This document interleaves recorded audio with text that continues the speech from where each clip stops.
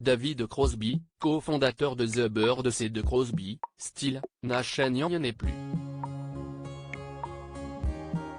Le musicien est décédé à l'âge de 81 ans, des suites d'une longue maladie comme l'a annoncé son épouse.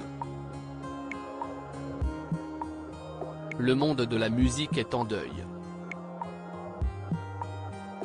Une semaine après la mort du guitariste Jeff Beck, on apprend la disparition du rocker David Crosby, cofondateur des Byrds et fondateur du groupe Crosby, Stills, Nash & Young.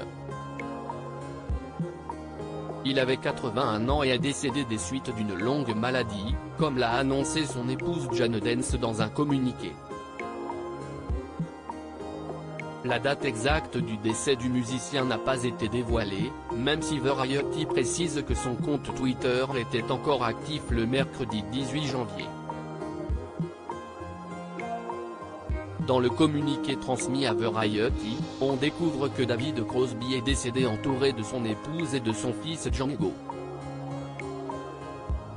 Bien qu'il ne soit plus parmi nous, son humanité et sa bonne âme vont continuer à nous guider et être source d'inspiration. Son héritage va continuer de se perpétuer à travers sa musique de légende, écrit sa veuve. Le monde du rock en deuil. Né en Californie le 14 août 1941, David Crosby a bercé dans une famille artistique puisque son père a travaillé dans le cinéma. Il avait notamment remporté l'Oscar de la meilleure photographie.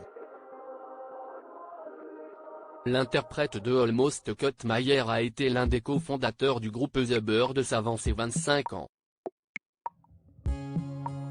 Il a ensuite formé le groupe Crosby, Stills et Nash, qui a été rejoint par Neil Young pour devenir Crosby, Stills, Nash & Young. L'annonce de la mort du rocker a provoqué un réel émoi sur les réseaux sociaux.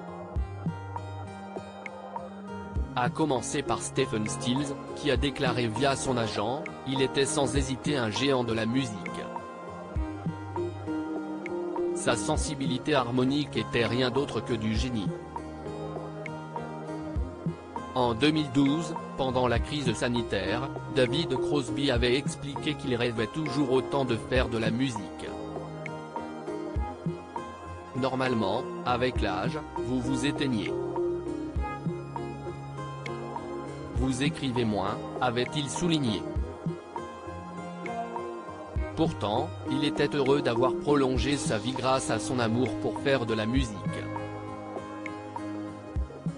Un artiste qui sera manqué de tous.